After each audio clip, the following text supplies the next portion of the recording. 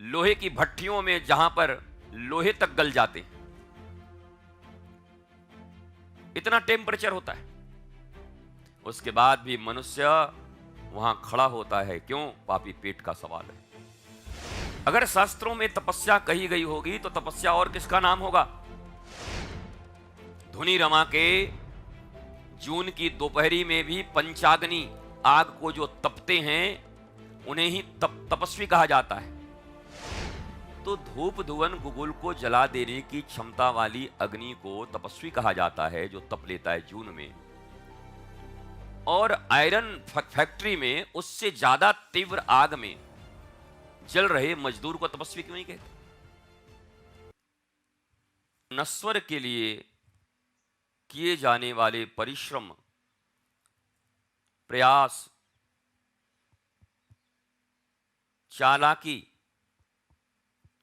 विनम्रता, अध्ययन की गई विद्या, अभिवादन, जप तप, पूजा पाठ,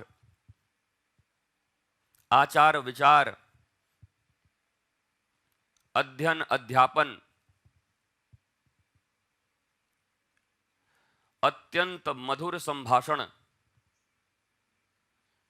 ये सब उस बगुले की तरह है जो जल में खड़ा तो एक टांग पे रहता है, लेकिन उसका लक्ष्य मछली होता है, मांस। इसलिए ध्यान की जब भी बात आती है तो लोग कहते हैं बको ध्यानम। विद्यार्थियों के भी 5 लक्षण हैं: काक चेष्टा, बको ध्यानम, स्वान निद्रा। अब हमें मिले तो हम बतावें, हमें तीन ही याद है। अल्पहारी गृह त्यागी, ये विद्यार्थी के लक्षण हैं। अर्थात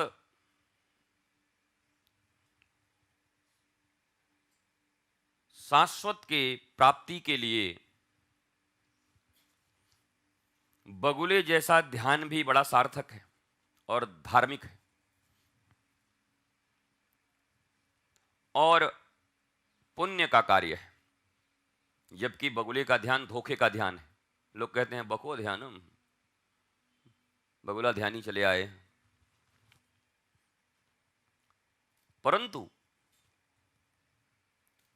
शाश्वत श्री कृष्ण की प्राप्ति के लिए, शाश्वत जीवन के अनुभव के लिए, बको ध्यानम जो अत्यंत बदनाम है, वह ध्यान ही विद्यार्थियों के लिए सर्वश्रेष्ठ है। हमने कहा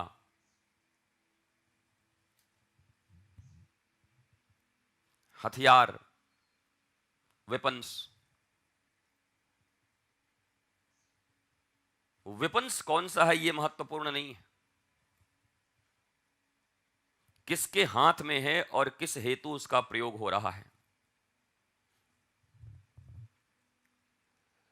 एलएसी और एलओसी पर प्रयुक्त होने वाले हथियार भारतीय सैनिक के हाथ में हैं तो हमारे देश की रक्षा, देश की अस्मिता की रक्षा और उनके शौर्य की गाथाएं लिखते हैं। पर वही आईएसआई और आतंकवादियों के हाथ में रहते हैं तो हम मानवता के लिए नश्वर, नाश करने के योग्य, मानवता को मिटाना, किसी देश की अस्मिता को मिटाने का काम करता है हथियार वही। तो बको ध्यानम का अर्थ भी यही है कि अपने चपंडुक सा स्वार्थ ले पुष्ट करने के लिए, बड़ा प्यारा भाषा है वाराणसी इत्यादि का चपंडुक। ये पूरे देश में लोगों को समझ नहीं आएगा। चपंडुक का अर्थ समझ लीजिए, उसको अब मूर्खाई कहें, क्या कहें, जो भी समझ लो। मानो जिससे आप खुश नहीं होगे, आपको कह दूं तो बस मोटा मोटी यही, आप चपंडुक हो क्या, वही चपंडुक। तो चपंडुक क्षुद्र स्वार्थ के लिए बको ध्यानम अपराध है, निंदनीय है और आपकी प्रगति में बाधा है। प्रगति में बाधा कैसे है? क्योंकि अगर कोई देश विरोधी, मानवता विरोधी, धर्म विरोधी भी इन 5 गुणों का पालन करता है तो उसमें सफल हो जाएगा। सैनिकों को जितनी परिश्रम करनी पड़ती है उतना ही परिश्रम आतंकवादी भी करते हैं। उनका पहले ट्रेनिंग होता है, गृह त्यागी, अल्पाहारी, कुछ मिले न मिले कहां, जीते तो उसे स्टाइल में है, बस उद्देश्य उनका बड़ा बुरा है, बड़ा गंदा है। इसलिए आतंकवादी कहलाते हैं, विरोधी कहलाते हैं और कहीं भी हिंसक पशुओं की तरह मृत्यु के घाट उतर जाते हैं। जीवन का कोई लक्ष्य नहीं रहता। लेकिन ये 5 गुण जो विद्यार्थियों के हैं, ये जो भी प्रयोग करेगा, जिसके लिए प्रयोग करेगा, सत के लिए करे तो उसे सत मिलेगा और असत के लिए करे तो उसे असत की प्राप्ति भी हो जाएगी। भगवान रोक नहीं लगाते। ये प्रकृति का नियम अद्भुत है। नहीं, अगर ऐसी बात होती कि भैया इसका इरादा सत्य नहीं है, अच्छा नहीं है, ये बम लेकर और किसी भीड़ भाड़ के एरिया में मानव बम बन के खुद तो मरेगा, हजारों आदमी को मारना चाहता है, तो बम डिफ्यूज हो जाता, छूटता ही नहीं। बम को उससे मतलब नहीं है कि आप कहां फट रहे हो, आपके उद्देश्य से भी उसको मतलब नहीं है। ऐसे ही शास्त्रोक्त जितनी भी नियम नीति, गुरु की जितनी भी वाणी, श्री कृष्ण की गीता हो या अनंत अनंत ऋषियों द्वारा दिए गए ज्ञान हो,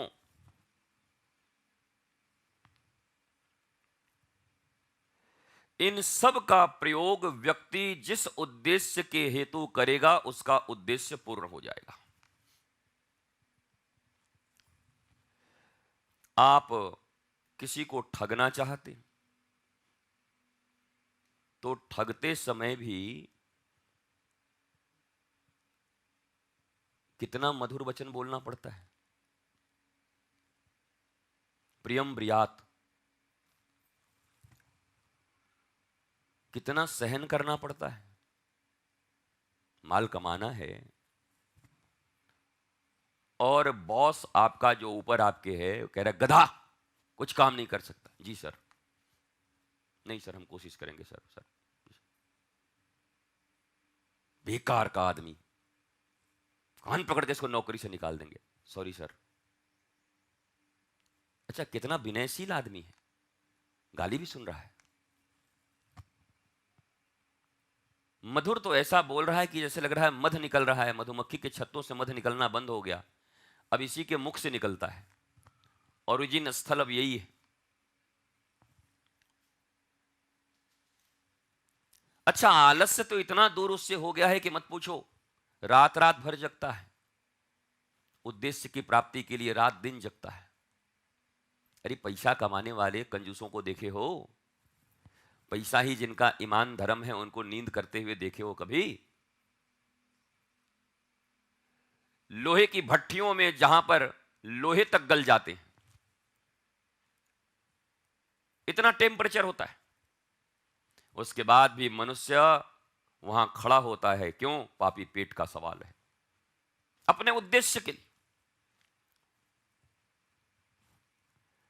अगर शास्त्रों में तपस्या कही गई होगी तो तपस्या और किसका नाम होगा?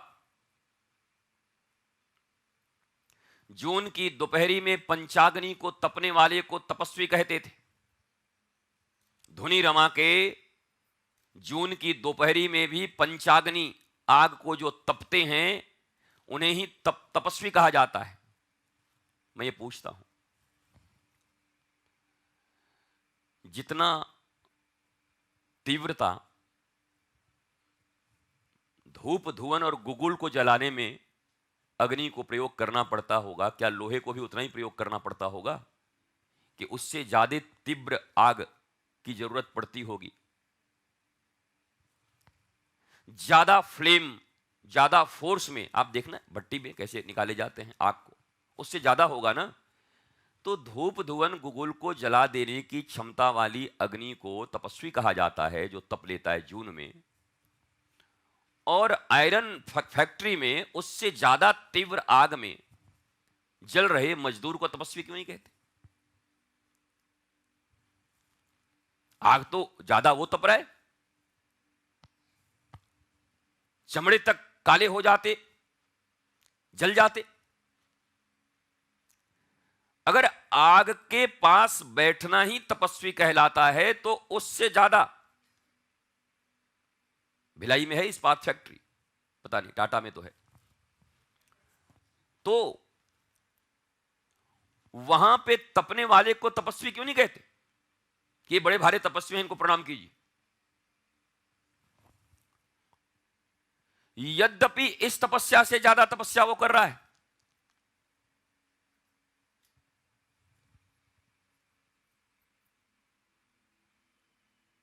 क्योंकि इसका उद्देश्य केवल शरीर तक सीमित है, अपने शरीर का पालन पोषण, हम दो हमारे दो का जीवन, यही अपने जीवन का पूर्ण उद्देश्य समझता है यह मनुष्य। इसलिए शास्त्र इसे तपस्वी नहीं कहते। परंतु जिसने गृह त्याग दिया, अरे गृह तो बाकी लोग भी त्याग रहे हैं। अभी लॉकडाउन में पता चला कि घर छोड़ छोड़ के कितने लोग हैं भारतवर्ष में, करोड़ों लोग बाहर थे, पैदल पैदल हर 2-2 हजार किलोमीटर घर वापस आ गए लॉकडाउन की स्थिति में। तो ये जो 4-5 नियम हैं, वो जो अंतिम नियम इन्होंने कहा कि या तीसरा चौथा गृह त्यागी, अल्पाहारी गृह त्यागी, 5वां विद्यार्थी के नियम है, शास्त्र कहता है। तो गृह तो उन्होंने भी त्यागा था, उनको बड़ी सम्मान मिलना था, नहीं मिला। अल्पाहारी तो मजबूरी में हो गए थे, मिल ही नहीं रहा था लॉकडाउन के समय में, अल्पाहारी हो गए थे। बको ध्यानम था कि कैसे भी घर पहुंचना है, चाहे कुछ भी हो जाए। काक चेष्टा, कौआ की चेष्टा क्या होती? अरे कौआ, काक चेष्टा क्यों बोलते हैं? घड़े में पानी था, पानी नीचे था, पानी पी नहीं पा रहा था, वो दूसरे तीसरे क्लास में हम लोगों ने पढ़ा था। तो कंकड़ ला ला के डालता गया, पानी ऊपर आई, कौआ पी लिया। काक चेष्टा, चेष्टा में पानी एक घूंट पीनी थी, कंकड़ 100 लाने पड़े, पर वो हारा नहीं। उस एक घूंट पानी के लिए 100 कंकड़ लाकर चोंच से कौए ने चेष्टा करी, काक चेष्टा। बको ध्यानम, स्वान निद्रा, कुत्ते की तरह नींद जिसकी हो।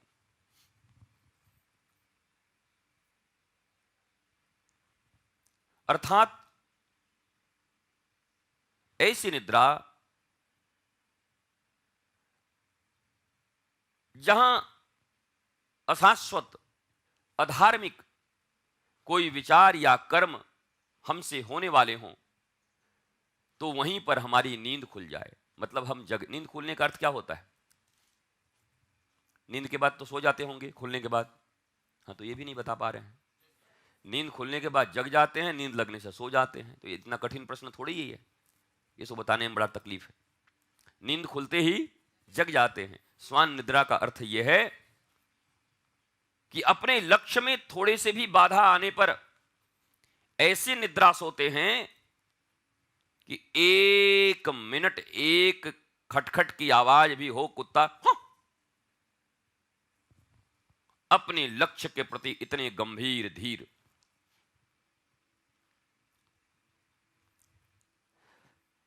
मैं जिस चीज पर चर्चा करना चाह रहा हूं वो चर्चा ये है कि है तो बड़ा सुंदर श्लोक,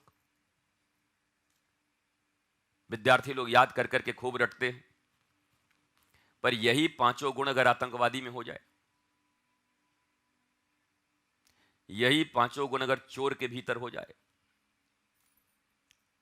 यही पांचों गुण अगर दूसरों को पीड़ा देने वाले के भीतर हो जाए, यही पांचों गुण महादुष्ट व्यक्ति के भीतर हो जाए, तो क्या उसको फल नहीं मिलेगा? उसको मिलेगा। आप जो करेंगे प्रकृति उसका परिणाम देने के लिए बाध्य है। जिस चीज के लिए परिश्रम करेंगे वो मिलने को बाध्य है, मिलेगा। इसलिए न शास्त्र के ये वचन बहुत महत्वपूर्ण हैं। न करने वाला जो कर रहा है वो महत्वपूर्ण है। महत्वपूर्ण बस एक ही जगह पर आध्यात्म और धर्म आकर रुक जाती है कि यह व्यक्ति शाश्वत का पुजारी है या नश्वर का पुजारी है, जगत के लिए जी रहा है या जगदीश के लिए जी रहा है। बस दैट्स इट।